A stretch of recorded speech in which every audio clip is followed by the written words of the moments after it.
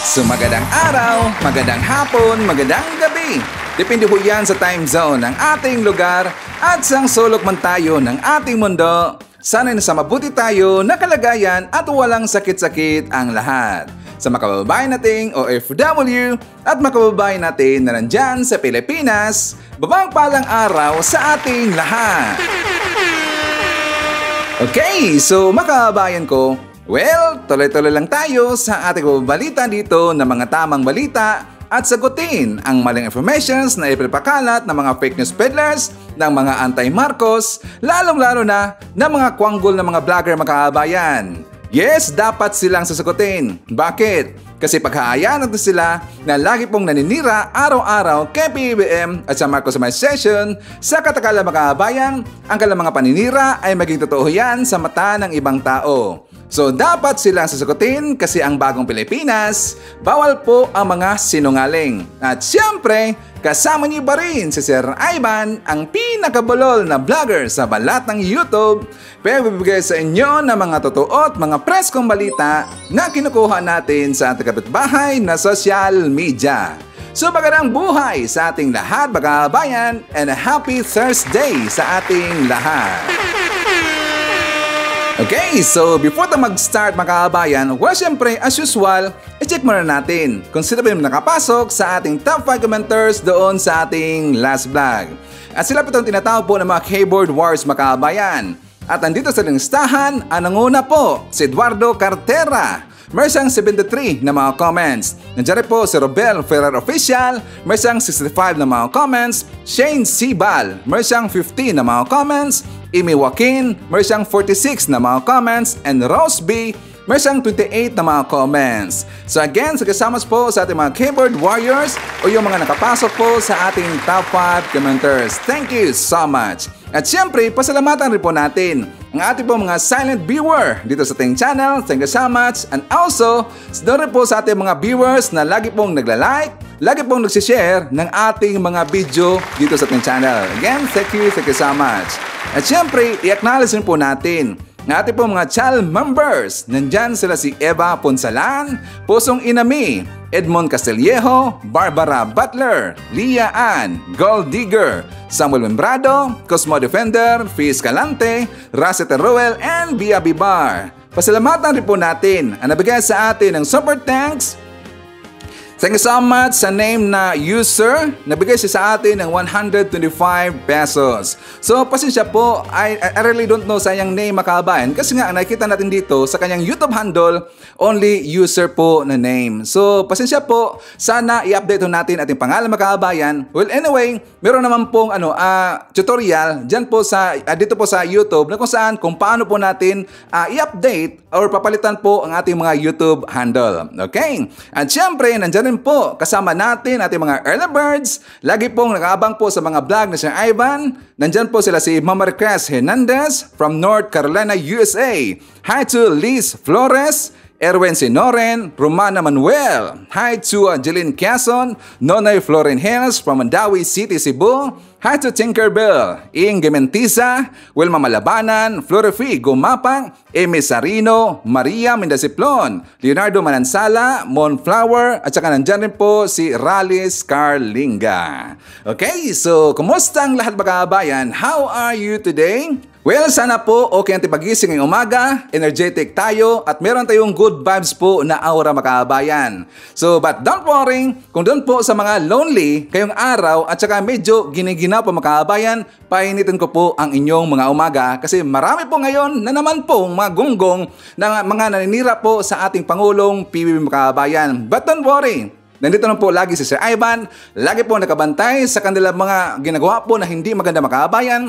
Gusto na po nila dito na pabagsakin po ang ating Pangulo, ang ating bansang Pilipinas, at gusto nilang ipapahiya po si PBBM. Nandito po lagi ang mga pro-admin na mga vloggers makabayan.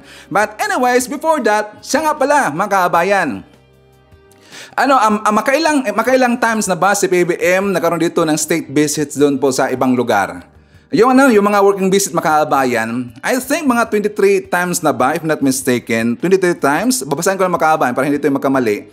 Ay dito, si PBBM he has made 23 international trips to 17 countries during his presidency so far, which began on June 30, 2022. So more trips have been planned. Okay mga kabayan, so that's it. 23 times pala si PBBM nakaroon po ng presidential trip mga kabayan doon po sa ibang lugar.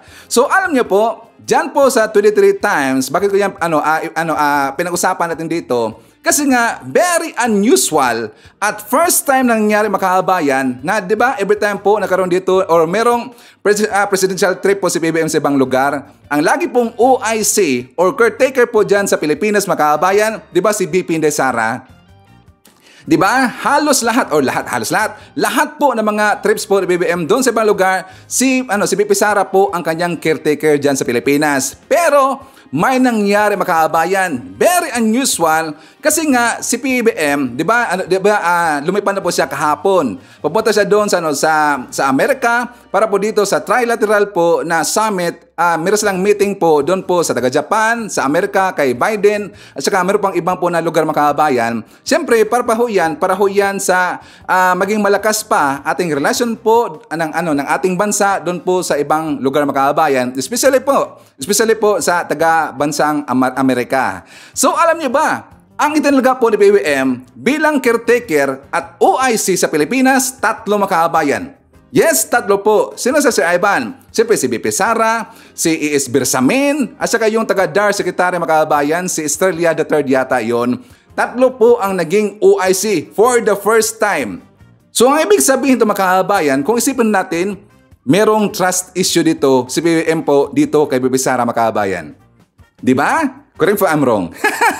May trust issue po si BBM dito kay BP Sara. Well, anyways, maganda ho yan. Kasi nga, di ba, sinabi ko kahapon, dapat lang talaga na hindi po dito maging 100% na mag-trust si PBBM dito kay BP Sara. Kasi nga, alam mo natin yung mga nangyayari dito po sa issue po ng bangayan ng Duterte versus Marcos mga kabayan. Yung mga supporters, or not just supporters, pati nga yung kanilang mga leader mga kabayan, ang kanilang mga poon, dito po kay Digong, kay Pulong, dito po kay BP Sara, di ba naka-issue na po ngayon yung Marcos at saka yung Duterte. So, tama lang po ang ginawa ni PBBM na hindi dapat siya dito magbigay po ng 100% trust kay BP Sara at saka gagawin niya na siya po mag-isa na caretaker mga kabayan. Delikado ho yan. Kasi nga, di ba, meron po silang ginagawa dito at saka kahit hindi po yan sinasabi po ni BP Sara, alam ho natin sa kanyang mga actions dito, lalong-lalo na sa kanyang mga trolls, mga vlogger mga kabayan,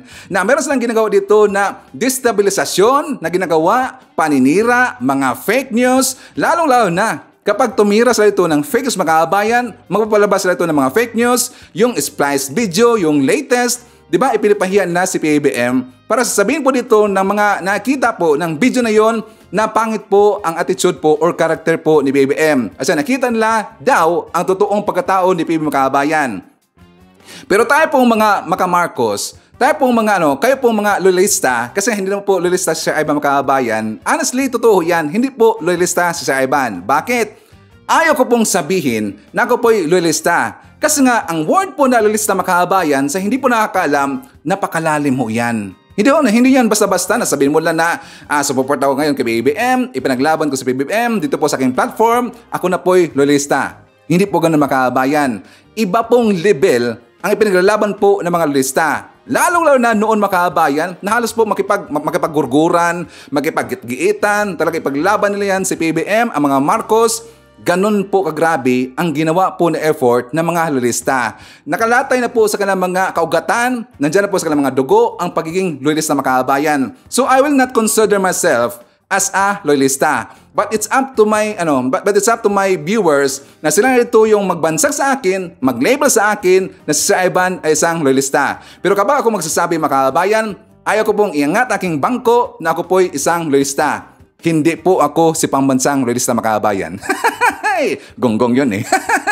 So it's up to you. Natawagan nyo si Sir Ivan na loyalista. Well, of course, I will heartily accept mga kabayan. Isa pong karangalan ho yan. So anyways, balik ho tayo. Kasi nga, ito pong mga gonggong po ng mga kwanggo, ng mga DBS na mga vlogger, di ba? Meron silang inilabas dito na video na spliced, meron silang inilabas ito ng mga piki ng mga dokumento, at iba pang mga ginagawa po para ipahiya po ang ating Pangulo. At gusto nilang pagparesignan po si BBM kasi ayaw daw magpa-drug test makabayan. Di ba? Maggunggong talaga eh. So sinabi na ho yan noon ni Roque na hindi po pwedeng pilitin po ang ating presidente. It's up to BBM kung siya ba'y magpa-drug test dito or hindi. Pero hindi siya pwedeng pipilitin makabayan at yan po ay klaro. Yan po ay sinabi po ni Roque. Pero siyempre, ang iba bumalintong na dito, nagkaroon dito ng pulburon yung utak, bumalingtong makabayan kasi nga dahil po ito sa kanilang personal na interest. So kahit dito po na hindi po na kahit dito hindi po ipinakita po ni Bibi Sara na gusto talaga niyang maupo po bilang presidente, which is kitang-kita natin yan, at gusto rin po ng mga kanyang kampo na si Bibi Sara nito ang maupo po dito bilang presidente kasi nga parang naapakan sila dito na wala na dito ang kanilang pangkabuhayan package at saka naepektuhan dito ang kanilang mga funders makabayan. So yan po ang kanilang gusto. Gusto na po nilang paupon po si Bibi Sara bilang presidente. Pero at least, ito at last makabayan, nakita na po natin dito na strong talaga si PBM. At ito'y nag-stand na si PBM na hindi dapat po ipagkatiwala lahat kay Bibi Sara makabayan. Delikado ho yan, okay? And also, pag-usapan din po natin mamaya, kasi nga di ba kahapon, naalala ho natin, di ba nanood po si PBBM at saka si Efelisa ng concert ni makabayan, ni James Taylor. Di ba sinabi ho kahapon na, di ba bago kasi yon, that is mga wapay 1 hour yata makabayan, na ibinalita ko dito after po na nag-post si Efelisa, nanonood sila ng concert doon sa Pasay. Sabi ko, aasahan ho natin makabayan na marami talaga itong magrarant, marami talaga itong masasaktan, ma-insecure at saka magkagulo dyan sa social media, lalo na yung mga anti-Marcos makabayan. So mamaya, aasarin natin sila. And also, pag-uusapan po natin, si BBM, di ba nagsalita na makabayan, tungkol po doon sa issue ng West Philippine Sea at saka tinanong siya ng isang reporter ano ba ang masasabi dito ni PBBM doon po sa narinig nila na meron dang gentleman's agreement between kay Digong at saka ng China makabayan. At nakita rin po natin, I am very sure na kayo ng lahat, alam nyo na po yung balita na yan, di ba talagang natakot po si PBBM? Nagtataka si PBBM, siya naguluhan siya na wala naman siya nakita po ng mga dokumento, yung mga authenticated talaga na mga documents makabayan, kasunduan po between po sa Pilipinas at saka ng China tungkol dyan sa West Philippine Sea. Tungkol doon sa sinabi po ng isang Chinese makabayan. Naalala ba natin, 'di ba meron pong isang unknown po na account na nag-post po doon sa gazette po ng China makabayan na sinabi nila na kung bakit daw sila nakaganyan dyan po sa China, dyan po sa West Philippine Sea kasi nga hindi daw sinunod ng Pilipinas ang agreement na makabayan. Hanggang pumasok po itong si Roque, kinonfirma niya na meron pong nangyari dyan na status quo, gentleman's agreement between po kay si Digong at saka doon po kay Xi Jinping makabayan. So konfirmado po. Pero ang isa naman, ito naman pong si Sal Panelo, wala daw makabayan. So binawi nila. Parang nakagulo ngayon. Kasi nga siyempre ang point dito ni Sal Panelo, pagtakpan niya ang ginawa po ditong kabulastugan o yung pagkatalisod ni Roque makabayan tungkol po sa agreement ng China at saka ng Pilipinas o doon po kay Digong makabayan. So ngayon, ipapatawag na po. Yes, kumpirmado, ipapatawag na po ni BBM yung taga-ambassador po ng China makabayan, pati po itong si Roque, si Sal Panelo at saka itong si Digong. Alam nyo ba? Meron pong inalabas na video na hindi naman ganun kataasan makabayan. Ito pong si Roque, abay talagang nagpanik na po. Nagpanik at saka kitang-kita po sa kanyang mukha na stress makabayan, na stress. Kasi nga doon siya nagalit sa sinabi daw ni PBBM na wala daw alam si PBBM makabayan. Which is totoo naman talaga. Walang talagang alam si PBBM eh. Doon lang sila talaga nagulat nung sinabi na po ni Roque ang katotohanan makabayan. So yan po ang update ngayon na ipapatawag na po ni BBM yung mga gunggong na yung makabayan. So dapat na talaga para malaman ho natin ang totoong estado po at saka kasunduan po kung meron man ng Pilipinas at saka ng China. At syempre, pag-usapan rin po natin yung nangyari pong paghalughog, pag-atake, grabe naman si Ivan, pag-atake talaga eh. Yung pagpunta doon sa sa mga properties ni Kibuli mga kababayan. Di ba pinuntahan na po ng NBI Davao, ng yung PNP Davao, yung iba pang mga properties po ni Kibuli mga kababayan. At saka nakita nga natin yung mga rooms po ng mga Palmolive girls. ng mga Palmolive girls mga kababayan. Pero siyempre may pagkakaangat talaga yung mga kapulisan mga kababayan. Bakit? I-late na ho yan, napaka-late na ho yan, at saka alam ho natin na wala talaga dyan itong si Kibs mga kababayan. Di ba? Lagi kong sinasabi dito at sinabi rin po yan ng isang vlogger na si Arlene Rax mga kababayan, si Arlene Caminong, na meron pong underground tunnel dyan po sa prayer area, Prayer Mountain ba yun? Prayer Mountain mga kababayan, or meron pong isang underground tunnel dyan po sa mga properties po ni Kibuli mga kababayan. So yan po ang dapat nilang pupuntahan. At syempre, ano sa pag-usapan po natin? Patuloy pong panawagan po ni Secretary Larry Gadon doon po sa taga PDEA kasi gusto na po ni Gadon, nag-file siya dito ng resolusyon or nag-request nga pala siya doon sa PDEA na pakakasuhan niya yung naglabas po ng mga peking dokumento na yung PDEA leaks mga kababayan, yung ni Maharlika. So ito pong si Secretary Gadon abay kinuyog po na mga anti-Marcos mga kababayan. So mamaya pag-usapan natin yan at syempre marami pang iba. Alam niyo po si Sir Ivan, marami itong binibitato ng mga pasabog every time na maglalabas tayo ng mga bagong balita dito sa ating channel. Okay, so before na mag-start mga kababayan, syempre, pagkumustahan ko muna kayo at saka i-shoutout natin ang ating pong mga pinalangga na mga legends, ang ating mga senior citizen. Hello po, kumusta? I'm hoping po na nasa maayos kayo na kalagayan. Kukumustahan rito mga kababayan ang mga pinalangga natin na mga Marcos loyalists. At syempre, nandyan rin po mga kababayan nating DDS all over the world. Howdy mga kababayan, lalong-lalo na, maraming salamat sa Unity supporters! And guys, thank you so much sa ating returning viewers, sa ating mga supporters ng Sir Ivan, mga Suki Listing Channel, thank you so much, at maraming salamat sa mga viewers na hindi nag-skip ng ating mga commercials. Thank you so much. At syempre, i-welcome rin po natin ang ating pong mga new subscribers, mga bagong pasok Listing Channel. Welcome to the family and thank you po for appreciating our channel.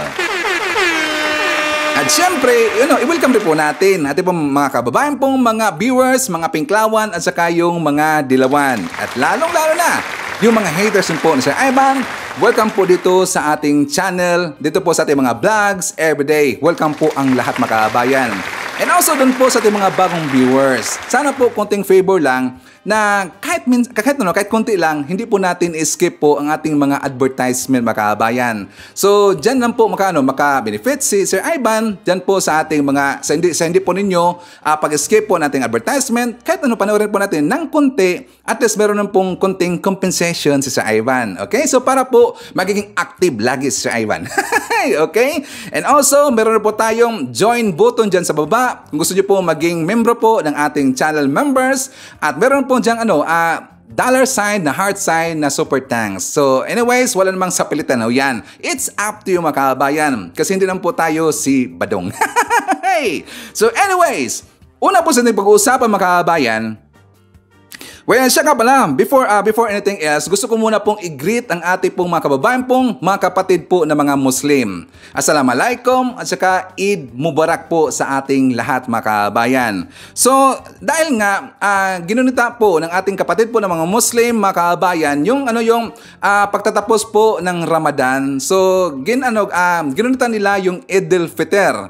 So, siyempre, itong day na ito mga kababayan, very important ho yan. Not just, hindi lang po para sa mga kababayan natin po na mga Muslim, pati po dito sa mga Katoliko, kung anumang mga relihiyon, mayroon ka mga kababayan, dapat pag-isahin natin. Dapat po, ngayon kasi nga, napaka-importante po yung panahon na ito, dapat magkaisa tayo, magmahalan, at saka magpakumbaba, at saka dapat po kapayapaan mga kababayan. Yan po ang napaka-importante. At yan po ipinagdasal po ng ating mga kapatid po na mga Muslim. Pero I am very sure, doon po sa mga anti-Marcos, Ayaw nila yan mga kababayan. At syempre, si BBM, ating Pangulo, nagpaubot rin po ng mensahe doon po sa ating mga kababayan po mga Muslim mga kababayan. So for more details, let's watch this. Sa pagdiriwang ng Idil Fitr o ang araw ng pagtatapos ng Ramadan ngayong araw, mainit na ipinaabot ni Pangulong Ferdinand R. Marcos Jr. ang kanyang pagbati sa mga kapatid nating Muslim.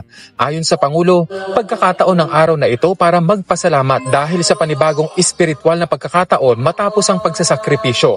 Hindi lamang basta pagtatapos ng Ramadan, kundi isang hudyat para sa muling pagtatalaga ng dedikasyon ng mga kapatid nating Muslim tungo sa disiplinado, marangal at matiwasay na pamumuhay. This sacred occasion of spirituality and festivities is a solemn time to thank the Almighty for the many blessings that have been bestowed upon us and to ask for His continued guidance and providence as we proceed in our life's journeys. Kasabay nito, hinimok naman ng Pangulo ang publiko na magsilbing simbolo ang selebrasyon para maging isang ehemplo ang bawat isa para sa pagpapakumbaba, kapayapaan at lakas para mapagtagumpayan ang mga pagsubok sa buhay at mapanatili ang tiwala sa Diyos. Tiwala rin ng Pangulo na patuloy na magbibigay ng gabay si Allah kasabay ng pagtutulungan ng bawat isa tungo sa mapayapa at masaganang komunidad na may compassion para sa bawat isa. As we mark the end of the holy month of Ramadan with Eid al-Fitr, may we sustain our commitment of extending compassion, of service and love to our fellows, especially those who are suffering and in need.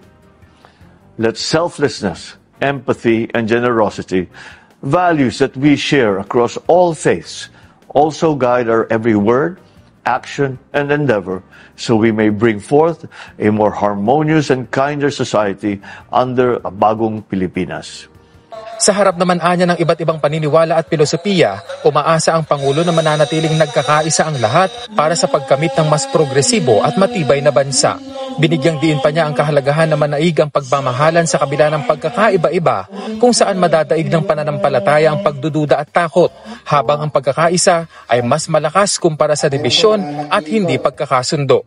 Alinsunod naman sa direktiba ni Pangulong Marcos Jr., bumuhos ang iba't ibang tulong mula sa pamahalaan para sa mga agrarian reform beneficiaries sa Palawan. Yan ang ulat ni Benji Durango. Walang pagsidla ng tuwa ang 80 anyos sa Sinanay Faustina. Bahagi kasi ng maliit na lupang kanyang sinasaka sa Puerto Princesa, may papangalan na sa kanya. Isang sorpresa ang akala niya. Hindi na niya aabutan pa. Natuwa po ako. Dahil matagal na kami nag-aantay-antay niyan. Dahil sa dating Collective Certificate of Land Ownership Award o CLOA, maraming organisasyon noon na nabigyan ng karapatan na sakahin ang mga lupang pag-aari ng gobyerno. Ngayon, hahati-hatiin na at ipamimigay na ito sa mga magsasaka. At isa si Nanay Faustina at ang kanyang mga kapitbahay sa mabibiyaan nito. Anong masasabi mo rin sa ganitong klaseng programa? Maganda rin po. Masaya kasi siyempre award sa amin yung titulo sa amin. Kasi pinahiwalay-hiwalay, maganda yung para may kanya-kanya na rin kaming titulo ba. Siyempre, para wala ng yung mga magkakapatid. Tuloy-tuloy ang pamimigay ng lupa ng gobyerno. Inatasan ni Pangulong Ferdinand R. Marcos Jr. ang Agrarian Reform Department na makapamahagi ng 100,000 land titles sa mga magsasaka sa buong bansa ngayong taon. Paspasan ang pag-award ng mga Certificate of Land Ownership Awards o mga titulo para sa atin magsasaka. Narito ngayon ang kalihim ng DAR sa Palawan para abutin naman na may 30,000 mga magsasaka sa isla. Naririto rin kami, alam ninyo, dahil ang utos din ng ating Pangulo, we are here to bring government closer to the people. Gusto namin ilapit ang ating pamahalaan sa ating mga mamamayang Pilipino. Asahan na raw na magtutuloy-tuloy sa Administrasyong Marcos Jr. ang pamimigay ng lupa sa pamamagitan ng parcelization. Ang programang itinulad lang din sa pamumuno noon ng ama ng Pangulo. Ang pagkakaiba nga lang ngayon, bukod sa titulo, may iba pang tulong ang gobyerno na ibinilin sa kanya ng Pangulo. Hindi sapat na magbigay tayo ng titulo. Kung magbibigay tayo ng titulo at wala naman tayong ibibigay na support services sa kanila.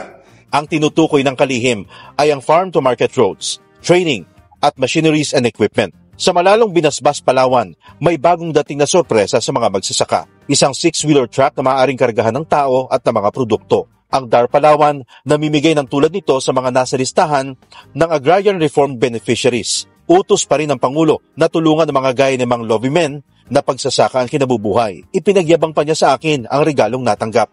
So ito po yung truck? Opo.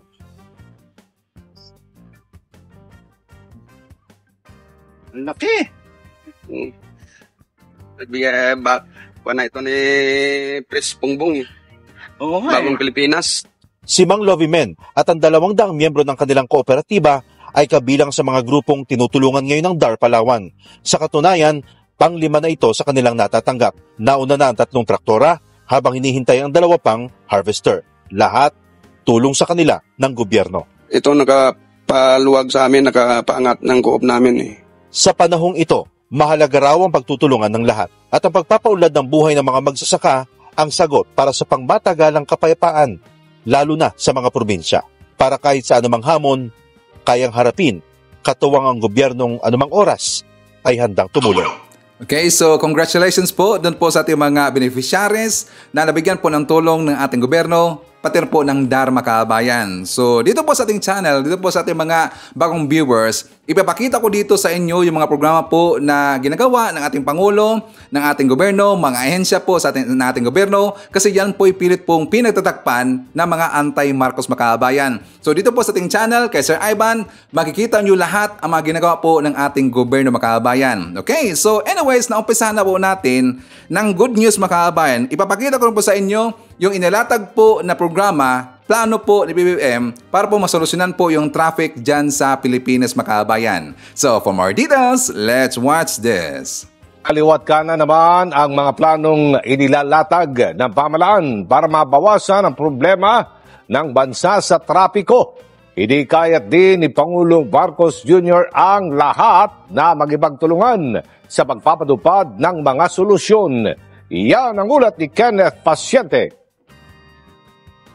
Sa pag-arangkada ng kauna-unahang traffic summit na pinangunahan mismo ni Pangulong Ferdinand R. Marcos Jr., inilatag ang mga hakbang ng pamahalaan para tugunan ang matagal ng problema sa trapiko sa Metro Manila maging sa ibang bahagi ng bansa. Ayon sa Pangulo, bagaman hindi matutuldukan sa kabuuan ang problema sa trapiko, puspusan naman anya ang pagtulak ng gobyerno para kahit paano'y mabawasan ito. Anya, tutok ang pamahalaan sa pagpapabuti ng mass transit system ng Pilipinas dahil mas malaki anya ang maitutulong ng mga tren, subway at iba pang railway transport para maibsan ang trapiko. Lahat ng klaseng tao dun sumasakay. Kahit yung mga mayayaman na may kaya, sumasakay sa tren dahil yun ang pinakamabilis mapuntahan ang kahit na yung malalaking syudad, New York, ganun, London, ganun. Kahit na sino, ang tren ang ginagamit. Kaya't yan talaga ang tanging solusyon. Kaya't yan ang aming pinupursige tungkol nga para mapalagyan natin, pagandahin natin, mapalawak natin, mapabilis natin ang mass transport system. Malipat ang pagbiyahe, ang mga commuter, imbis na sumakay ng bus, ng tricycle, ng jeepney, o yung sarili nilang sasakyan, ay sila'y sumakay na sa mass transit system. Kaya naman ipinagmalaki ng Pangulo na malaking porsyento na rin ng mga naturang proyekto ang natapos na. Kabilang na ang North-South Commuter Railway Project, Tutuban to Malolos Station na 61% nang tapos. LRT Line 1 Cavite Extension na nasa 80% na. Gayon din ang MRT Line 3 Rehabilitation na nasa 85%. Maging ang Metro Manila Subway Project na anyay nasa 41% na ang completion. Giit ng Pangulo, kailangan itong tutukan lalo't bilyong halaga ang nawawala sa ekonomiya ng bansa dahil sa trapiko. Kaya talagang ito'y minabadali natin dahil nababanggit nga na napakalaki ang sagabal sa progreso natin ang itong traffic. Hindi lamang sa oras na nasasayang, hindi lamang sa gasolina na nasasayang, na nakakaantay na ora-orada sa daan, at yung gastos ng ating mga commuter. Binigyang diin din ng Pangulo na dapat ay magkaroon ng mga LGU ng iisang sistema pagdating sa traffic. Mula ngayon ay ang tingin natin sa traffic, ang systems, traffic systems, pati sa kalsada, pati sa mass transit, lahat yan, ay gagawin nating isang buong plano. At ang pananaw natin sa problema ng trapiko sa Metro Manila ay isang buong sistema. We have to look at it as an entire system that complements each other, one town, one city to another. So that hindi naman masyadong mahirap na para sa mga traveler, para sa mga commuter, para sa mga TODA, para sa lahat ng mga stakeholder at hindi pa bago-bago. Kabilang din sa ipinuto ng Pangulo ang paglipanan ng mga kolorum na nagdaragdag pa sa trapiko. Kaya naman inatasan na niya ang DILG na tutukan ito. Tututukan din anya ng gobyerno ang pag-decongest sa Metro Manila sa pamamagitan ng pag-develop sa mga probinsya. Maraming mga regional offices ng iba't ibang region na nandito pa sa Maynila. Lalo na mga Region 4, Region 4A, nandito pa sa Maynila. Dahil noon, talagang mas madaling pumuntang Maynila kaysa pumunta doon sa kanilang lugar dahil walang dadaanan. Kaya sinasabi natin, mag-isip-isip na tayo, ayusin natin para naman yung mga regional offices, halimbawa, ay mapunta nga sa regional center. Hindi na maiiwan dito sa Maynila. Gayunman, iginiit ng Pangulo na hindi kaya ng gobyerno lamang ang problema sa trapiko, kaya hinimok niya ang stakeholders at publiko na tumulong sa kanilang pamamaraan. And it is so multifaceted, it is so complicated, there are so many stakeholders. But nonetheless, it is a job that we have to do. We have to coordinate, we have to listen to all the stakeholders, the LGUs, the operators and drivers, the traffic enforcers, the infrastructure, the economic development, the transport systems. All of these have to come together. Otherwise, hindi talaga mangyayari. Mahihirapan pa rin tayo. Kaya kailangan magtulungan tayong lahat para mabigyan naman natin, matugunan natin itong napakalaking problema. At there's no use trying to underplay the importance of the severity of the problem that traffic brings to us. Kaya we have to prioritize this problem. We have to prioritize the solutions to this problem. It is so important for the quality of life of our people. It is so important for the growth of our economy. It is so important for the balanced development of the entire country. Samantala, sinabi naman ng MMDA na sisimulan ng ipatupad ang adjustment ng work hours sa mga opisina ng gobyerno, lalo na tuwing rush hours. Ganon din po, yung halos 500,000 na nagko-commute na empleyado ng pamahalaan ay makakasakay sa pampublikong transportasyon at hindi na makakaagaw ng pribadong sektor. Sisimulan po ng LGUs ng Metro Manila ang 7 to 4 work arrangement or 7 a.m. to 4 p.m. work arrangement dahil ito po ay naipasa na sa Metro Manila Council. Tiniyak naman ng DPWH, DOTR at NEDA na ipagpapatuloy nito ang kanilang mandato sa pagtulak ng mga proyekto ng pamahalaan, partikular sa mga infrastruktura para makatulong sa problema ng trapiko. Okay, so dito na po tayo sa ibang balita, yung mga kamartisan po ng ibang mga mapanirang vlogger mga kababayan, well, sasagutin ho natin yan. At saka aasarin natin sila mga kababayan. Unahin muna natin, di ba sinabi ko sa intro, sa kahapon rin po, na nanood po ng concert, si PBBM, pati po si Efelisa mga kababayan, concert po ni James Taylor, doon po sa Pasay City mga kababayan. Saka sabi ko, asahan natin na marami talagang aatake dito at saka sisiraan nila yung magandang moment po ni BBM, pati po ni Efelisa mga kababayan kasi nga nag-date ho sila. At nakikita natin na yung pong ginawa ni BBM, talagang tinutuon niya ang kanyang promise doon po kay Efelisa kasi nga nagtatampo na mga kababayan, ay siyempre panglalambing ho yun kasi nga napaka-busy po ang ating Pangulong BBM. So, si BBM, he's a man of his word mga kababayan. Talagang tinutuon niya ang kanyang mga sinasabi. So, dito po unang umatake, nakita ko mga kababayan, ito pong si Jay Sunsa. So ang kanyang post po kahapon, actually this is kahapon mga kababayan, sabi niya, basta't concert ng foreign artist, walang ligtas yan sa couple. Sabi niya, siguradong paglalaanan ng oras yan ni Bongit at Lisa. So naging insecure siya mga kababayan. Ano bang problema dyan? Kasi nga wala namang problema na manood po ang ating Pangulo at saka ang ating First Lady ng concert mga kababayan. As long as alam naman po ni BBM na ang kanilang panonood po ng concert or yung ibang mga event mga kababayan, hindi lang po sa concert, alam nila na hindi po yun makakasagabal ng kanilang trabaho. Talagang sineparate lang dito yung trabaho, pati po ang kanilang personal life mga kababayan. At saka siyempre tao lang po ang ating Pangulo at saka si Felisa. Tao lang po sila at kailangan na po nila itong mag-relax para matanggal po ang stress mga kababayan para magiging refresh po ang kanilang mga pag-iisip kasi nga napaka-busy nila for how many weeks. So dito para at least po ma-refresh na mga kababayan. So normal lang ho yung ginagawa po ng ating ng mga tao. Siyempre tao yan si PBB mga kababayan. So dito po sa ipinakita ni Jason sa mga kababayan, napaka-insecure talaga. Dito rin po, at saka meron pong nakita na nag-post dyan, ito rin pong si Peebles Talakira mga kababayan. Alam ho natin, at saka kilalang po natin itong si Peebles, yan po ay alipores po ni Hitad mga kababayan. Sabi niya,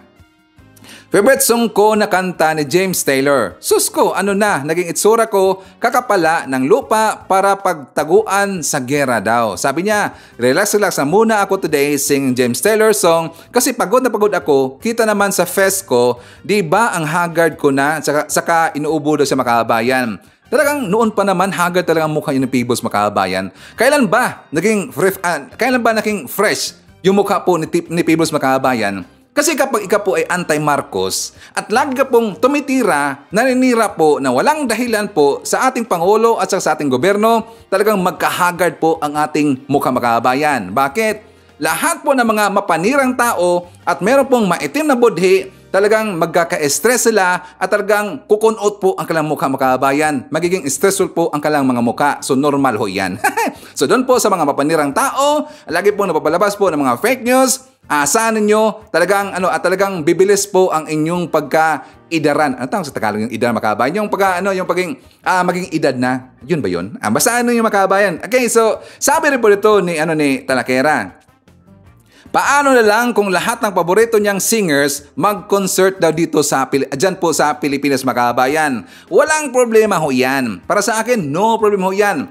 Kahit sino bang mga paborito po mga artist, mga singers na gusto po ng ating Pangulo, ng ating First Lady, at saka papanoorin nila, walang problema ho yan para sa akin as long as hindi po maapektuhan po ang kanilang trabaho makabayan. No problem ho yan. Sabi pa niya dito, ni Peebles, ilang concert ang pinanood nila simula ng maupo. Ilang car race na daw, ilang travels na puro pledge, kiniso, ilang travels na puro ng pledge. At least yung pledge makabayan ay nangyayari po, na-convert po into investment talaga. As in pure investment at saka naging direct investment makabayan. Pero siyempre, ayon lang sasabihin yan kasi nasasaktan sila kapag meron pong good news sa Pilipinas. Sabi nito, kaya hindi napansin yung bigas, mataas na pala ang presyo, palibhasa libre ang bigas sa kanila. Libre ba ang bigas sa kanilang makabayan? At saka hindi daw napansin ang presyo ng bigas.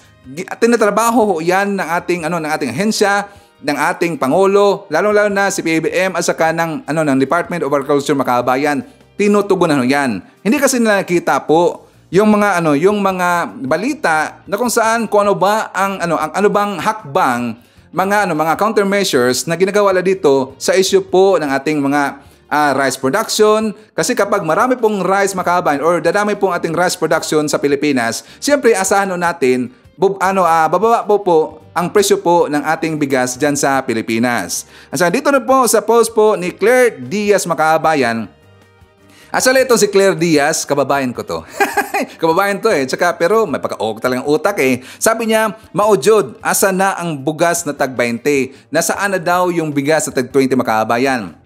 Bakit ayaw nilang tanungin po yung si Digong na klarong-klaro nag-promise talaga na gagawin niyang 7 pesos to 15 pesos makabayan or baliktad. O gagawin niya na 15 pesos to 7 pesos ang kilo ng bigas dyan sa Pilipinas, pero bakit hindi po nangyari makabayan? Natapos na lang ang kanyang termino, hindi nangyari ang kanyang plano makabayan. Gagawin niya daw na 15 pesos per kilo to 7 pesos per kilo ang bigas sa Pilipinas, pero ang pinakababa po ng presyo ng bigas noong time po ni Digong makabayan, 40 plus mga kabayan, 40 plus. So almost 50, meron pa kang 60 mga kabayan. Nangyari ba ang kanyang promise ni Digong?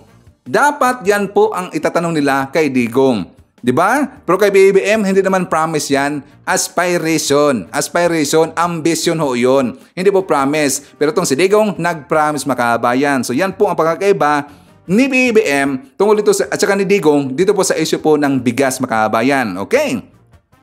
So anyways, alam niyo po, ganyan kasi yung mga tao, napaka-insecure talaga. Talagang napaka-insecure kasi gusto nila makabayan na whole day, whole hours na magtrabaho po ang ating Pangulo makabayan. Ayon ang iniisip dito na tao po si BBM, hindi po yan robot. Tao ho yan makabayan. So dapat natin silang asarin. Lalong-lalo na siguro, I am very sure ito pong si Pibos makabayan. Kaya siguro hindi siya nakatulog at naghagard po ang kanyang mukha. Siguro inimagine niya na during po sa concert, doon po kay James Taylor, at saka kinanta niya ang kanyang hit song na You've Got a Friend makabayan.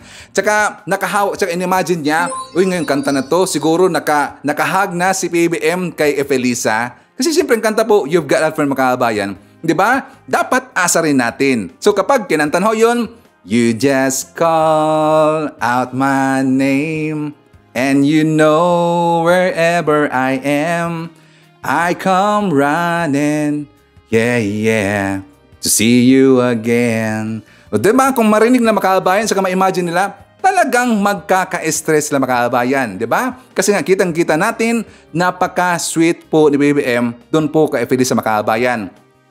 At sila talaga ito'y role model po at dapat sundin. So yun po sa ating mga partners, dito po sa ating mga partners, sa ating mga asawa, mga husband, dapat katulad po dito kay BBM at saka kay Felisa, dapat sweet lagi makabayan at dapat po magkaintindihan lagi. Okay? So anyways, forward mo tayo para marami pa tayong mapag-usapan makabayan.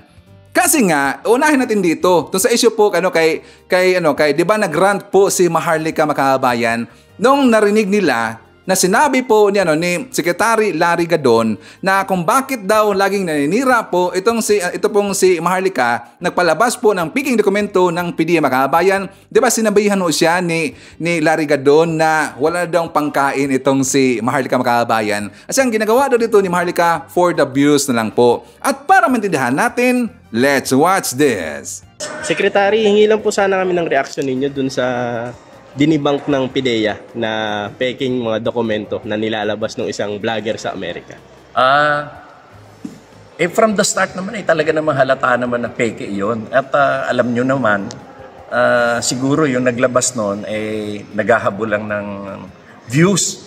Kasi pag walang views yung kanyang vlog, wala siya pambiling pagkain.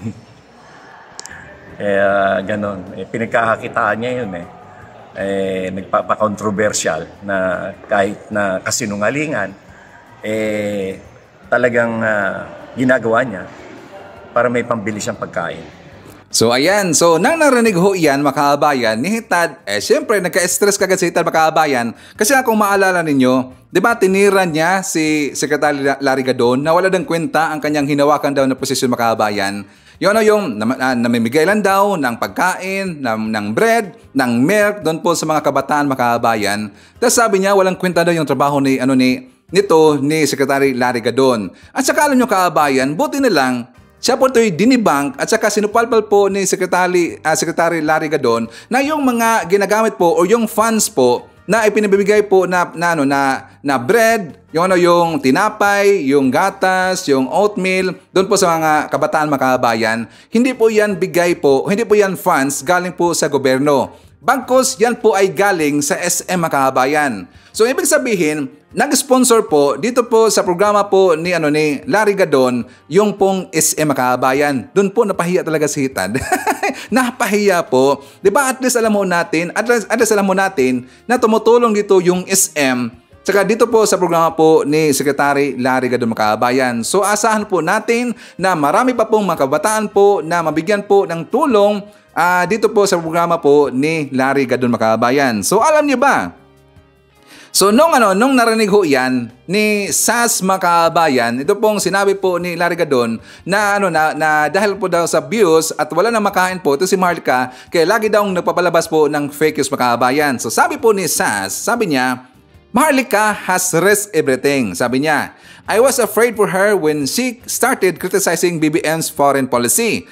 I was careful not to mention anything about my foreign policy positions, as I didn't want to use her platform for it. She might get in trouble as well. Pero for the makabayan, walang kwenta yung sinabi niya eh. Sabi pa dito, like everyone else, she may commit some errors, but one thing is for sure, her heart is in the right place. Sabi ni Sas. Gadon is so stupid saying Maharlika is doing this because she has nothing to eat anymore. Sabi niya, Maharlika has been sending help to Filipinos in the Philippines since 2015. I also personally witnessed Maharlika bought food for BBM supporters who had nothing to eat outside the headquarters mga kabayan. So yung panahon pa po na pangampanya po ni BBM, tumulong daw si Hitad namigay daw ng mga pagkain doon po sa mga BBM supporter mga kabayan. So ngayon, nakita ho yan ng mga supporter po ni Secretary Larry Gadon mga kabayan. So ito may post po doon po sa isang page po ni Larry Gadon, doon po sa Attorney Larry Gadon 2022, yung pinakaluma niya na account mga kabayan. So sabi dito, not pinakaluma, kasi actually dalawa kasi yung account po ni Larry Gadon. Itong 2022 na yung nasa huli, yan kasi ginagamit niya during po doon sa pangampanya mga kabayan. So sabi dito, Hoy, Sasawera, are you telling us hindi monetized ang views ni Maharlika?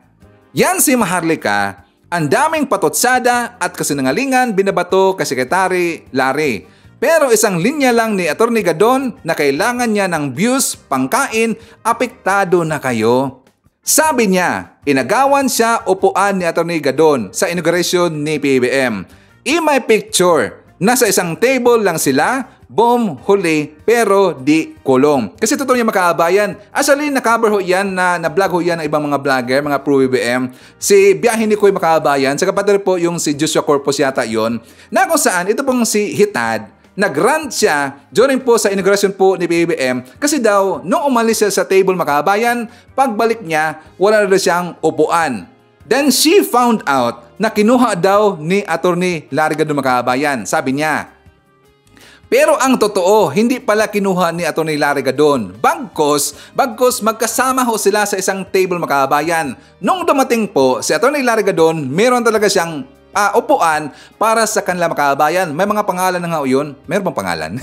Basta meron sila mga upuan makaabayan. So yung si Hitad, nung sa picture makaabayan, meron na ho siyang sariling upuan. At hindi po yun kinuha po ni Larry Gadon makaabayan. Gumawa lang po ng fake news itong si Hitad para po sisiraan po si Larry Gadon para ipagmumukha niya doon po sa kanyang mga viewers na pangit po yung ugali ng mga community po ni BBM. Yan kasi ang gusto niyang ipalabas makaabayan. Wala dang respeto daw itong si Secretary Larry Gadon. Pero ang totoo makaabayan, wala pong kinuha po na upuan itong si Secretary Larry.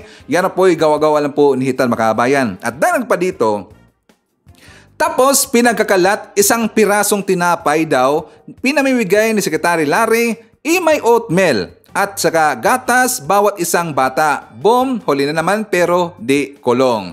So yun nga, napahiya tong si Sas makaabayan. Ngayon, alam nyo po, itong mga mapanirang tao, kahit ano lang gagawin nila para po sisiraan po ang ating gobyerno makaabayan. So, kasi kapag hindi sila to makapenetrate masyado kay BBM, kasi nga si BBM, hindi sila hinahayaan sila makaabayan, 'di ba? Hindi po pumapatol si BBM doon po sa kanilang mga paninira, hinahayaan lang. So ang kanilang style dito, gusto po nilang titirahin po yung mga kabinete po ni BBM. Kasi kapag masira po yung kabinete po ni BBM, magre-reflect po yan doon po kay PBM makaabayan. So ang kanilang plano dito, ang titirahan nila, aatakihin nila yung mga kabinete po ni BBM. Diba? Kitang-kita ho natin yan. Pero siyempre, hindi sila mag-prosper dito kasi yung mga kabinete po ni BBM, matitino ho yan makaabayan. Kahit noon po si Secretary Larry Gadon, medyo mabunganga yan, mahilig po magmura. Pero at least ngayon, hindi natin nakita na nagmura sa makaabayan. Diba? Na-miss ngayon ng Sir Ivan eh. Na-miss ko eh. So anyways, forward naman tayo. Dito na po tayo sa isyu makaabayan na kung saan Itong si Quiboloy, napag-alaman po ng kapulisan natin na meron pa siyang license na mga Armalite, yung mga armas, 19 lahat mga kababayan. So ibig sabihin, meron siyang 19 po na mga armas, itong si Quiboloy na mga lisensyado. Pero hindi pa dito dineclare ng kapulisan ng PNP na siya ay armed and dangerous mga kababayan. So ipapakita ko muna sa inyo yung balita, and after that, ipakita ko sa inyo yung paghalughog po, yung pag-raid doon sa ng ating kapulisan, PNP ng Davao, pati po yung NBI doon po sa mga ibang properties po ni Quiboloy mga kababayan. So for more details, let's watch this. Sa tanong niyo po, dahil siya po ay nagmamay-ari ng mga baril, ay pwede po ba natin siyang i-consider na armed and dangerous? For now, hindi pa po, because wala naman pong indication before na naging marahas po si Pastor Quiboloy, at wala naman po tayong na-monitor so far na siya po ay nagme-maintain po ng private arm group o private army. Pinag-aaralan pa rin ng Philippine National Police kung i-revoke ang lisensya ng mga baril ni Kingdom of Jesus Christ founder Apollo Quiboloy. Base kasi sa tala ng PNP Firearms and Explosives Office o FEO, mayroong 19 na baril si Quiboloy na kinabibilangan ng 18 short firearms at isang rifle. Ayon kay PNP Public Information Office Chief Police Colonel Jean Fajardo, isa sa naturang mga baril ang nag-expire na ang lisensya noong Marso. Bahagi po ng mandate po at authority po ng Firearms and Explosive Office ay kung ang isang individual na binigyan po ng license and own firearms ko, kung ang baril po na iyon particularly ay nagamit po sa isang krimen po o isang kaso, ay automatic po ay magkakaroon po ng immediate review for the possible cancellation and revocation po ng kanyang license to own and possess firearms. In this particular case po, I understand ang kaso po ni Pastor Quiboloy is not related to any use of firearms. Inaalam na rin aniya ng FEO kung ang kasong child abuse ay maaaring maging ground o basihan para kanselahin ang kanyang license to own and possess firearms at firearms registration. Kaugnay nito, sinabi din ng PNP na hindi pa maituturing na armed and dangerous si Quiboloy kahit na nagmamay-ari ito ng 19 na armas.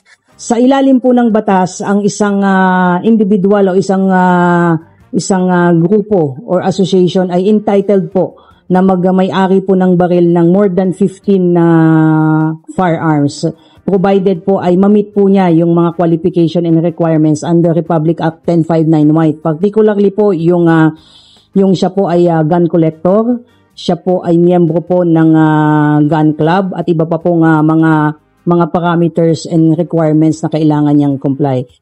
Nagpapatuloy ang manhunt operation ng mga pulis at iba pang law enforcement agency laban kay Quiboloy. Ito'y upang isilbi ang warrant of arrest sa mga kasong sexual at child abuse.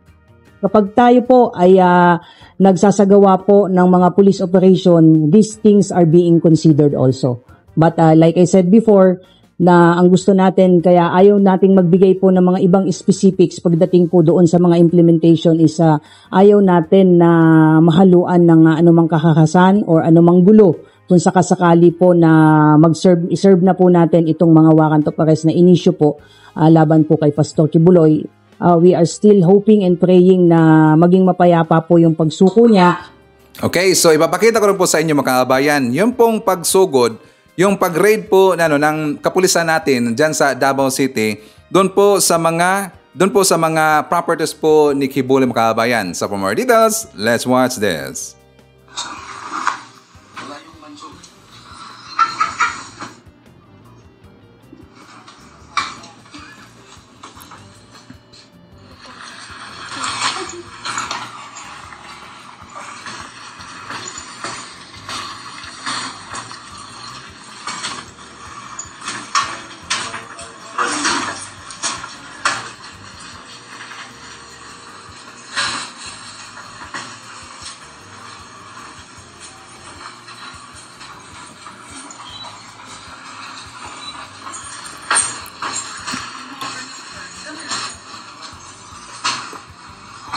Alam niyo mga kabayan, matatawa ako minsan dito po sa ginagawa po ng ating kapulisan. Totoo lang, honestly. Bakit Sir Ivan? Kasi nga, napaka-posible talaga na makita nila si Quiboloy na ganyan pong style mga kabayan. Ang dami pong dala ng mga, siyempre, yung mga reporters, At saka napapaalam sila, napupunta sila dyan. Well, syempre, walang talaga po si Kibuloy dyan, mga kabayan. Diba? Dapat nga ang estratehiya na nito ay ibahin, mga kabayan. Dapat yung surprise visit. Kasi nga, napansin nga natin, during po sa kanilang mga visit, mga kabayan, sa mga properties po ni Kibuloy, di ba napapaalam pa sila? Siguro, pagbigay na po ditong respeto po sa kampo ni Kibuloy, pero dapat naman talaga surprise po yan, mga kabayan. At saka ang advice ko dito sa ating kapulisan, sana kausapin nila yung pong mga vlogger na nakapunta dyan, mga kabayan, mismo po sa lugar po ni Kibuloy, yung banateros, yung mga bangag na mga vlogger, yung mga kwanggol na mga vlogger, sila si pambansang dorogista, sila si, sino pa, mga kabayan, sila si Brothers Travelers, sila si Parak, nakapunta sila dyan, mga kabayan. So dapat yun po ay kakausapin. Malamang sa malamang, meron silang alam po kung saan po ito nagtatago itong si Kibuloy, mga kabayan. And also, dapat rin pong kausapin nila ito pong si Digong, si FPRD, because I am very sure na alam po ni Digong kung saan ito nagtatago ito pong si Kibuloy, mga kabayan. I am 101% sure kasi sila po yung magkaibigan, sanggang dikit po sila, mga kabayan. Or even doon sila si Bongo, alam nila yan kasi sila po yung lagi pong nagsasama at kapag po merong pong ginawa na let's say yung hidden tunnel nila, yung bunker na sinasabi po ni Makabay, ni Arlen Stone, na nandyan po sa teritoryo po ni Kibuloy, o dyan pa malapit yata sa Prayer Mountain, Makabayan, dapat yan po iimbestigahan. Hindi natin alam kasi nga siyempre maraming pera po si Kibuloy, Makabayan, at hindi po malayo, kayang-kaya po yang gawin. Meron po daw tunnel itong si Kibuloy, di ba? Tsaka sana po ito pong mga alipuris ni Kibuloy, huwag na sanang hard-headed. Doon po sa kanilang mga vlog, mga kabayan, alam nyo ba, doon po sa kanilang mga vlog, na alam mo natin na ipagtatanggol talaga nila ito pong si Kibuloy kasi nga siyempre puon nila niya, mga kabayan, ipagtatanggol nila. At saka sabi pa nila doon na kahit ano daw gawin po ng ating gobyerno dito kay Kibuloy, sana daw lumabas daw yung totoong nangyari kasi daw yung mga witness against daw dito kay Kibuloy, mga kabayan, mga bayaran daw lahat. Saka darating daw ang panahon, sabi yun, kalimutan ko rin si Palmolive Girl eh. Di ba nakita natin po yung room po ni Palmolive Girl, mga kabayan? Nandun mo ang room po ni Palmolive Girl.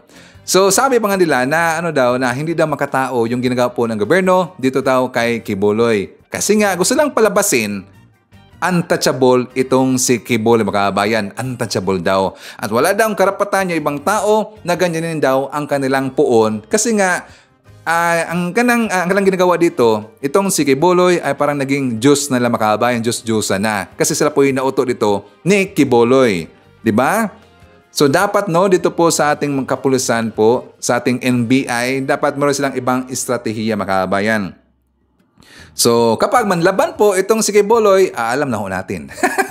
Anyways, fugitive po itong si Kibuloy, mga kabayan. So, hindi po malayo na baka manlaban po itong si Kibuloy. So, anyways, good luck lang po sa ating kapulisan.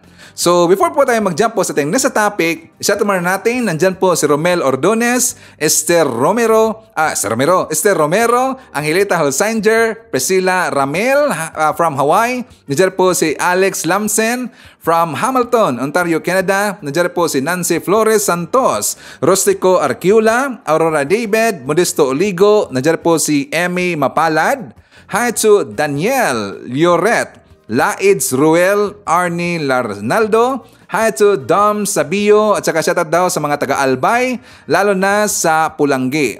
Nandyan po si Nono Vlogs, and hi to User, shoutout daw sa kanyang pamilya, nandyan sa Bacolod, Cavite, mga kabayan. Okay, so anyways, pag-uusapan na natin yung pong statement na mabigat po, tsaka yung talagang napakibigat talaga na binitawan po ng statement ni BBM tungkol po doon sa issue po ng Gentleman's Agreement, mga kabayan.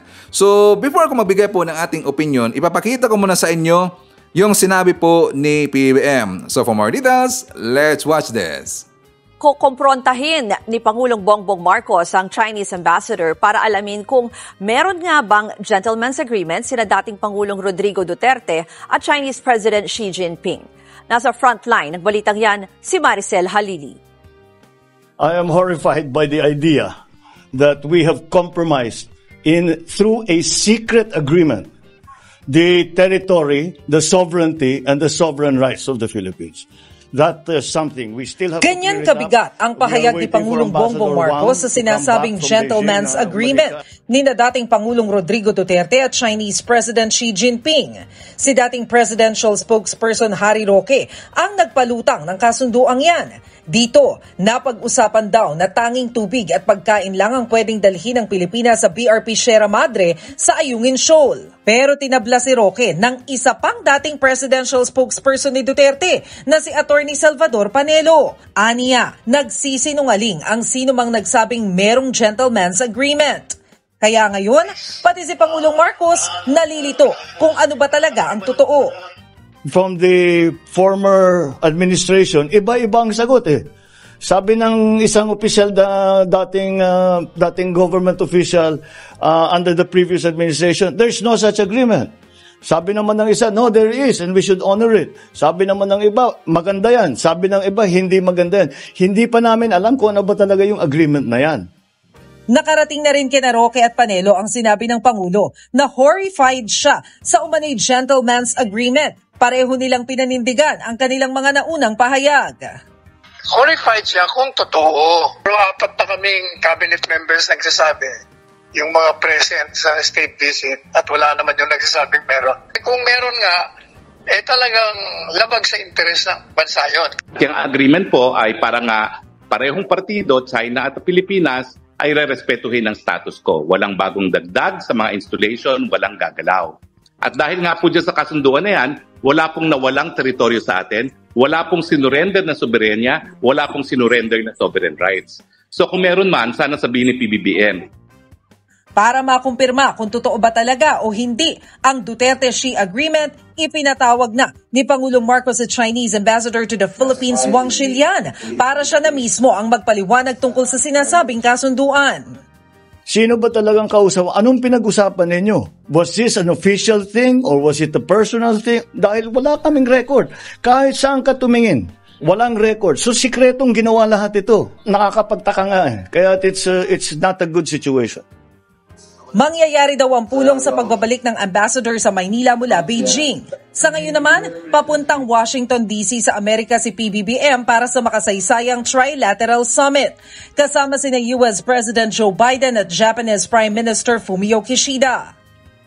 It is my intention also to exchange views with my US and Japanese counterparts on various regional security issues of mutual concern, while continuing to reiterate the importance of upholding the rule of law and preserving the rules-based international order in the Indo-Pacific region.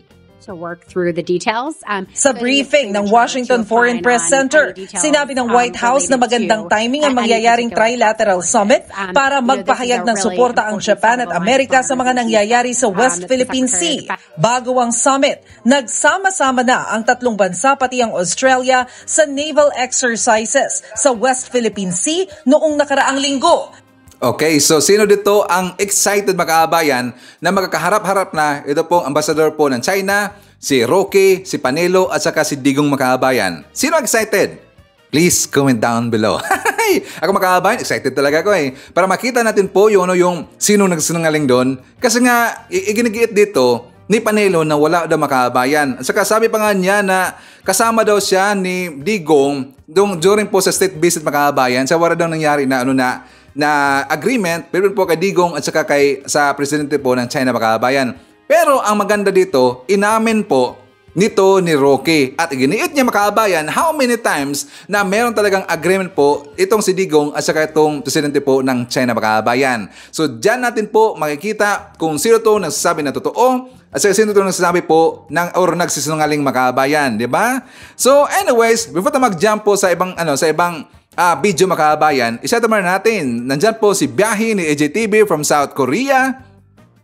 And hi to Rodolfo Rabor from Tansa, Cavite. Nandyan po si Jemson and Regine of Cute Cebu City. Hi to Ashen. Nandyan po, shoutout natin si Buds Hala at saka sa kanyang mga crew ng Barbecue, Bob Kabuyaw at San Pedro, Laguna. Hi to Evelyn Garcia. Nandyan po si Erpilo Mark, Berjane Tan, HMB TV, and hi to Merlin Saldana. Okay, so ipapakita ko sa inyo yung vlog po ni Atty. Claire, makabayan. Kasi nga, para dito na po natin maintindihan kung bakit ko sinasabi na nagkaroon po dito ng trust issues si PBBM at saka ito pong si VP Sara, makabayan. Kasi nga, aside pa ho doon sa nagtalaga na po ngayon ng 3 OIC si PBBM dyan sa Pilipinas or tatlo na ngayon yung caretaker, sila po si VP Sara, si Is Bersamin, pati po yung DAR Secretary na si Estrella III, makabayan.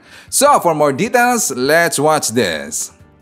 Aminado ang Pangulo na natatakot siya sa ideya na posibleng nakompromiso na ang soberenya at karapatan ng Pilipinas sa teritoryo dahil lang sa isang sikretong kasunduan. Kasi hanggang ngayon, para sa Pangulo, hindi malinaw kung ano ang nakapaloob doon sa sinasabing gentleman's agreement ng dating administrasyon pati ng China. Kasi kahit anong dokumento daw niya, hanapin, wala siyang makita, partner, kung ano yung pinag-usapan rito. Walang dokumento. Mismo na si dating presidential spokesman, Attorney Harry Roque, nagsabi, verbal lang ito. Idinaan lang sa mabuting usapan. Partner na wala, may mikropono. Ay, hindi ba? Partner, wala. Walang dokumento. Kaya sabi ng Pangulo, ilang beses na rin anya sumubok na makipag-usap sa dating opisyal ni dating Pangulong Rodrigo Duterte. Pero, partner, no comment. No comment. Pa rin. No comment. Wala silang makuhang direktang sagot. So, ibig sabihin, no comment. Oo naman. Wala pa rin. Walang direktang sagot. Kaya, umaasa na lamang ang Pangulo sa pagdating ni Chinese Ambassador Wang Zilian. Yun ang tatanungin niya. Yun ang tatanungin niya. Okay. Paano niya tatanungin siguro, partner? In Chinese. May interpreter. Interpreter. Okay. So, ganito yan, partner. Diba? Actually, yung ginamit niyang word sa Tagalog is nakakapanghilakbot. Yan, di ba? Horrified. Horrified siya. Di ba? I am horrified by the idea. Nakakapangilabot. Yun. Nakakatindig balahibo. Ayun, nakakapanindig balahibo. Nakakapanindig balahibo. Kung sino man ang gumawa ng deal na to, nakakapangilabot ang ginawa nyo. Sabi ni Addictus Rex, ke horror. Yun, di ba? So, sa akin lang ganito, partner. Sige, trace natin kung bakit ba nagkaroon ng sinasabing secret deal. Di ba? Kasi, medyo umalma dito. Noon, ito na pinag-usapan natin dati. May umalma kasi na may nakipag-deal. Walang umaamin, hindi natin maituro. Ang madalas ituro, si Senator Trillanes. Na malamang nakipag-secret deal, di ba? So, syempre, ayun naman, di natin alam kung ano yung deal na yun, di ba? Bakit nga ba sobrang daming deal dito sa China? Patago pa. Di ba? Ano ba yung mga nais nilang mangyari? Ng China? At, itong mga di umano, nakipag-usap patago. Diba? Patago. Sa China. Hindi kasi natin din alam. Kaya dapat, tama si Pangulong Marcos, BBM, dapat malaman natin bakit may deal. Kasi pag may deal, parang give and take. So kung may deal ka, pumayag ako ng ganito, anong nakuha niya nung kausap? Pero diba? Sinabi na ni dating presidential spokesperson, Attorney Harry Roque, na ang lang naman, ang pinag-usapan ay, partner, tungkol dun sa status quo.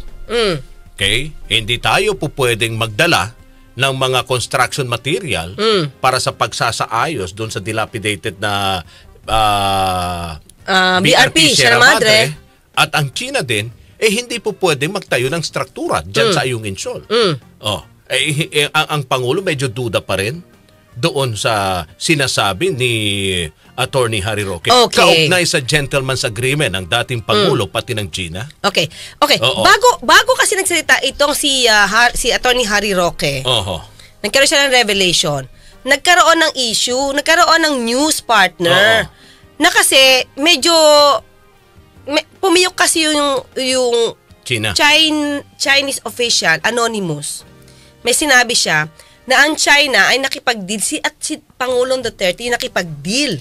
Sabi dito, in other words, said the anonymous Chinese official who spoke to the Manila Times. Kumbaga na-interview to partner. The Duterte administration promised Beijing that they would not be reinforcing the Sierra Madre where a handful of soldiers are stationed at the time. Okay. So, pinimpoint talaga nila si Pangulong Duterte. Okay? So partner, maliban sa YouTube channel ni Atty. Harry Roque, maraming nag-interview sa kanya. Na mga mainstream partner. At hindi niya pinahihindian.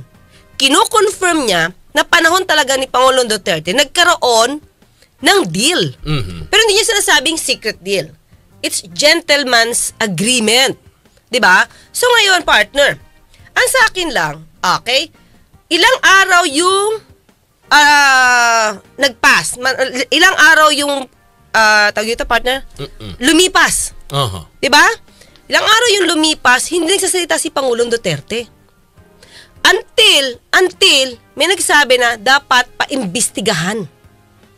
Kung totoo 'yan, partner, doon sumilpot si Attorney Panelo. At dinideny niya ang sinabi ni Attorney Harry Roque. At sinabi ba niya, although hindi niya pinangalanan, yung nagsasabi na mayroong secret deal, nais lang ng publicity. Sino ba nag-open nun? Di ba si Attorney Harry Roque? So, ibig niya masabihin, si Attorney Harry Roque, magsisinungaling for the sake ng publicity. Kasiraan nyo nung amo niya, si Pangulong Duterte, gagawin ba niya yun?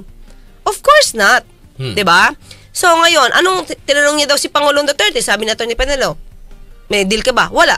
Yun lang. Ganong kadali, i-deny. Diba? Oo. Ako naman, partner, unless kung mismo si dating Pangulong Duterte na nagsalita, dyan maniniwala na tayo. Okay. Partner. Pero, alam mo, kung ang mga tao ang mga dating tao niya ngayon, partner, ang pumuputak patungkol rito sa gentleman's agreement, na inconsistent naman, pareho.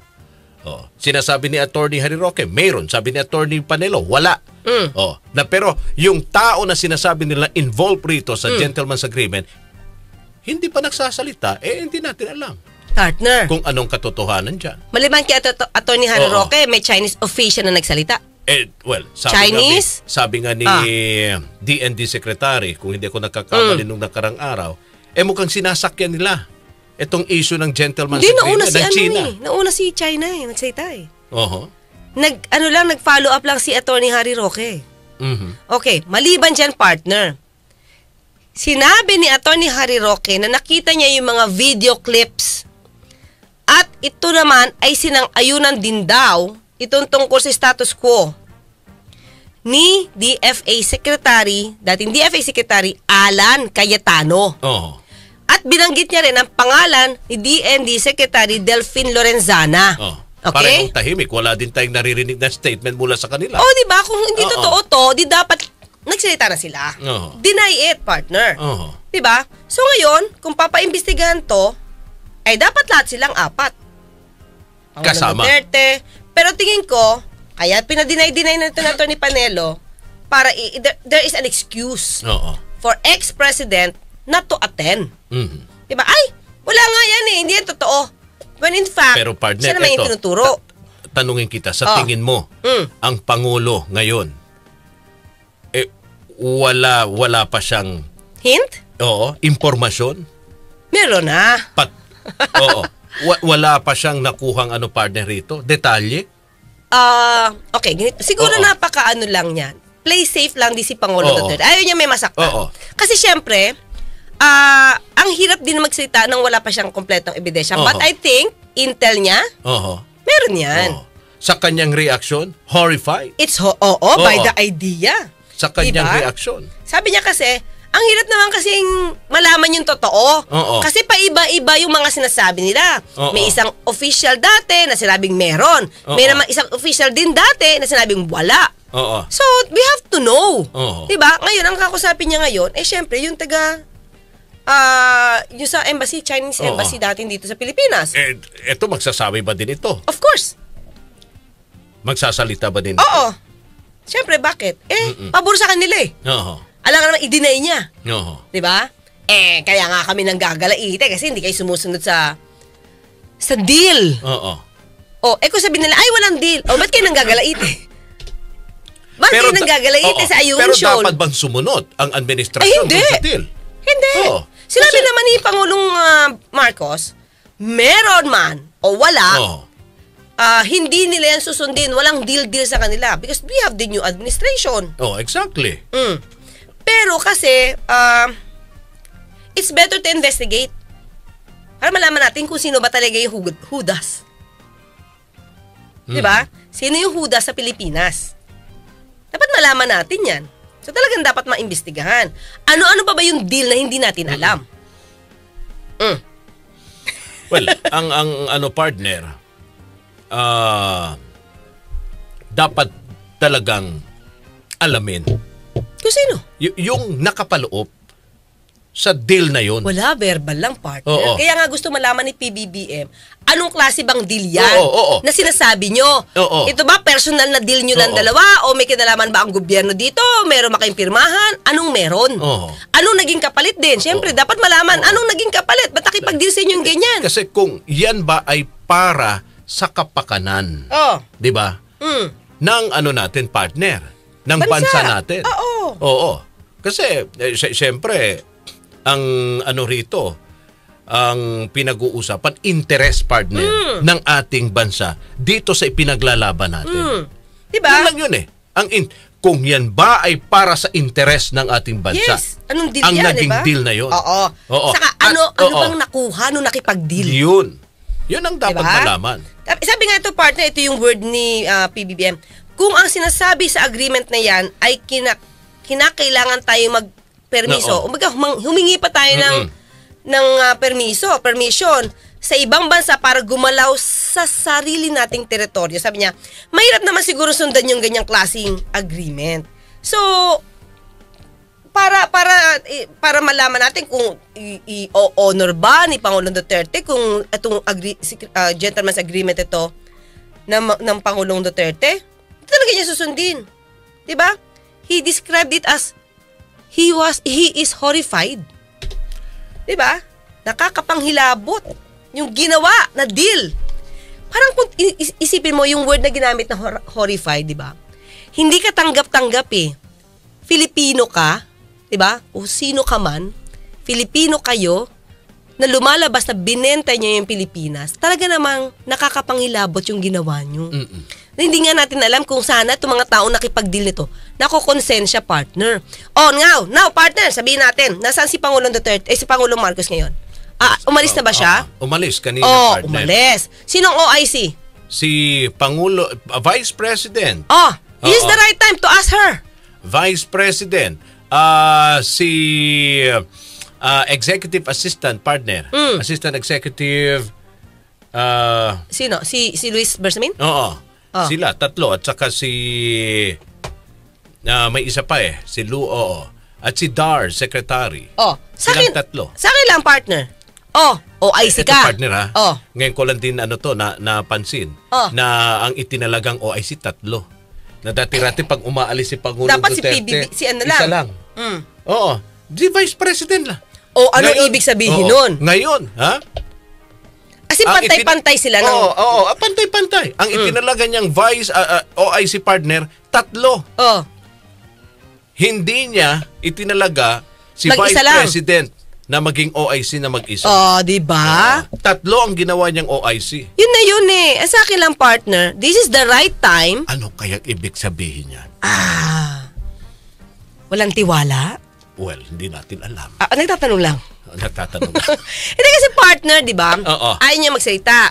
Kasi si PBBM lang, saka DFA. Ngayong OIC ka na. Oo. May usapan dito.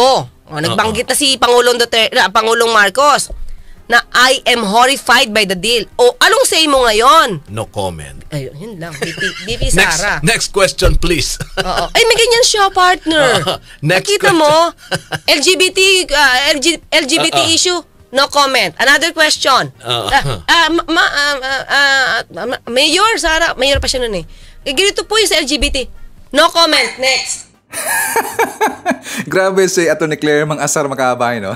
Simple lang bumanat eh. So anyways, mga kababayan, any comment or suggestion or reaction dito sa ating mga topics ngayong araw, please feel free to comment dyan sa comment section. Saka babasahin yan mamaya ni Sir Ivan. And also, please don't forget to subscribe po sa ating channel. Sa doon po sa hindi pa nakapag-subscribe sa ating bagong channel na Bagong Henerasyon TV, please do subscribe. Malaking tulong yan, mga kababayan. At syempre, ito po ating manakad ng balita ngayong araw. Kung nakaabot ka po sa portion na ito, sana nakapag-like na ho tayo. Libre po ang mag-share. Libre din ang mag-subscribe. Again, maraming salamat sa mga viewers na hindi nag-skip ng ating mga commercials. Thank you so much. At before natin tatapusin ating programa ngayong araw, sana sabayan nyo si Sir Ivan para sa ating live messaging prayer. Diyos ko, maaari akong makatagpo ng ilang mga hindi kasisiyang bagay sa aking buhay araw-araw. Ngunit ang mga dagok na ito ang nagpapalakas sa akin. Bukod sa mga malulungkot na nangyari sa akin, marami ring mga bagay na nagpaparamdam na papalad ako. Kaya sobrang nagpapasalamat pa rin ako sa mga biyaya ng Diyos. Hindi mahalaga kung ito ay tila mabuti o masama. Naniniwala ako na mayroong iyong mabuting hangarin. Ang pagmamahal mo sa akin ay hindi mailalarawan at ang pag-aalaga at proteksyon mo sa akin ay hindi masusukat. Mula sa ikaibuturan ng aking puso, ako ay nagpapasalamat sa iyo. Ito ang aking panalangin sa umaga ng pasasalamat. Sa ngalan ni Hesukristo, Amen. So maraming salamat, mga kababayan, and I hope to see you again on my next video.